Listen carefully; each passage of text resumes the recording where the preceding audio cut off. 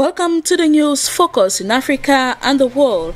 We open today's edition in the southern African country Mozambique, where militants linked to the Islamic State group have seized a heavily defended port, Mocimboa da Praia, after days of fighting. It occurred on August 12 in northern Mozambique, reaching gas after a series of recent attacks in the region. Mocimboa da Praia is a port city in northern Mozambique located on the shores of the Indian Ocean.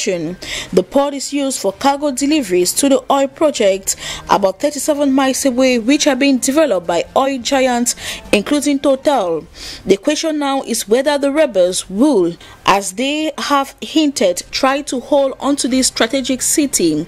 That will mark a new escalation in a shadow conflict that represents a major threat to Mozambique and to the international plans to develop vast offshore gas fields.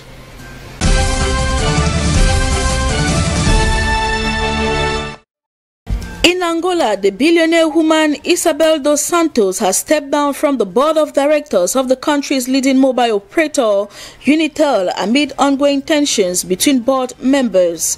After 20 years dedicated to the creation, Isabel cited a climate of permanent conflict as the main reason for her resignation. The daughter of former Angolan President José Eduardo dos Santos owns 25% of Unitel through her Vidital company, but the shares have been frozen since December 2019 by an order of the Provincial Court of Luanda, which also targeted her stakes in 8 other local companies, including Zap Media and BFA Bank.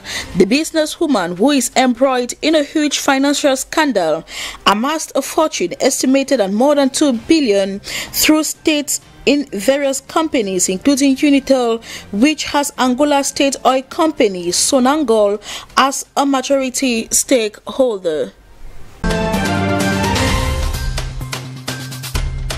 The Central African Republic today is celebrating 60 years of independence. Formerly known as Ubangi Shari, the CAR was declared independent on August 13, 1916, but it has kept close links to France.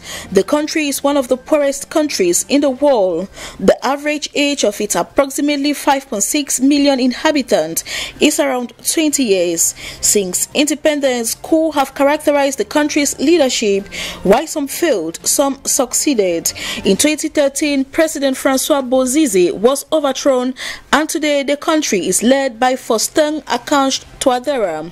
Given it is celebrated within the context of the coronavirus, activities will be limited to curb the spread of the global pandemic. Taking you out of Africa, Democratic White House hopeful Joe Biden and his vice presidential pick Kamala Harris roll out their campaign Wednesday with a call to restore a broken nation.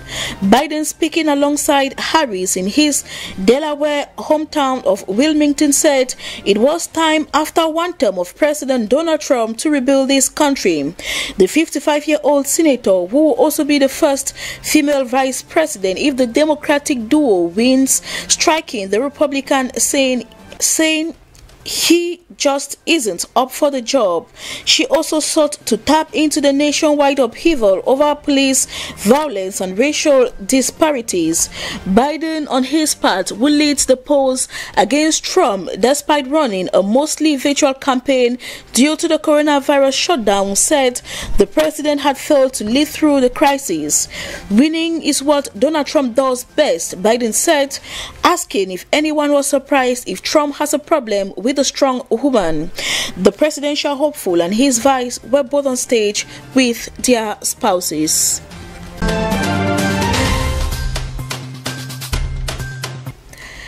As anti-government protests in Bulgaria stretch into their second month, demonstrators are finding new ways to making themselves heard. A group of protesters also went on a hunger strike and in other locations throughout the country. They blocked major roads in the capital Sofia and in other locations. The inability to get the message through and the feeling of being unheard is the main driving force of the protest. An activist by name Diana Kishkilova went far as threatening to set herself on fire if the base camps were destroyed again. She said she is rallying against what she feels is a deeply unfair justice system. Over the last month, thousands of people have been taking part in the protest every evening.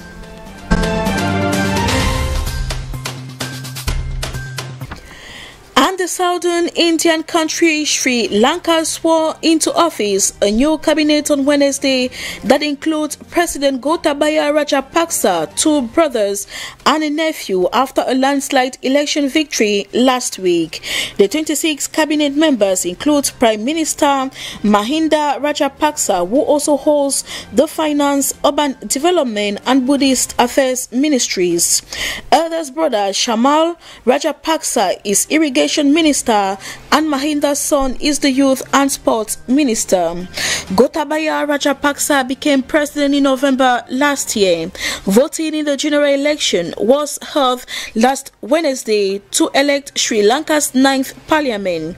The Mahinda-led cabinet is expected to hold its first meeting this Thursday to discuss proposals for constitutional changes and the new budget. That's it. Thank you very much for watching the news. Don't go away. Programs continue on TBS television until we come your way. Do take care and stay safe.